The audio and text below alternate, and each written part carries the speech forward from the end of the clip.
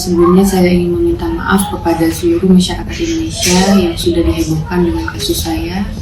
5 tahun jadi korban KDRT suami, Cut Intan Nabila, buka suara, saya ingin meminta maaf.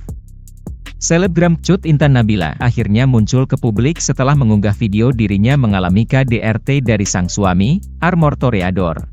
Kasus KDRT yang dialaminya terkuak setelah sang selebgram mengunggah melalui Instagramnya @cutintan_nabila, Selasa, 13 Agustus 2024.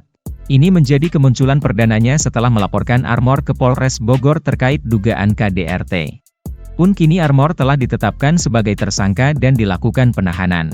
Mengutip video di akun Instagramnya, Cut Intan akhirnya buka suara. Ia meminta maaf kepada publik atas kehebohan yang diakibatkan dari postingannya.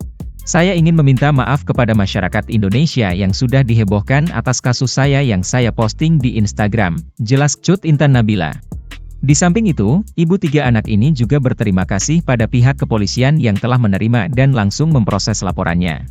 Di akhir, wanita yang masih sah menjadi istri Armor itu berharap kasusnya bisa jadi pelajaran semua kalangan. Ia ingin kasus KDRT tidak terulang di rumah tangga manapun.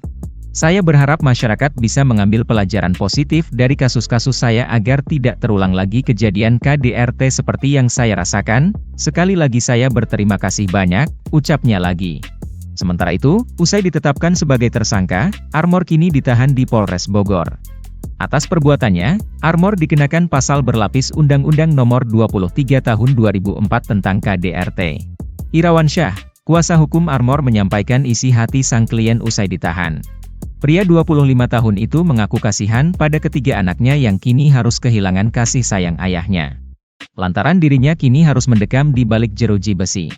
Armor kasihan kepada anak-anaknya yang masih balita, mereka masih kecil masih membutuhkan sosok dan kasih sayang dari seorang ayah, ujar Irawan Syah.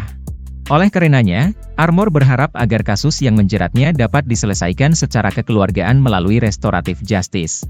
Seperti yang disampaikan Kapolres saat jumpa pers pasal 44 ayat 4 delik aduan, artinya istrinya sudah melaporkan, kalau menurut saya, ketika dicabut, bisa dong damai, lanjut Irawan Syah.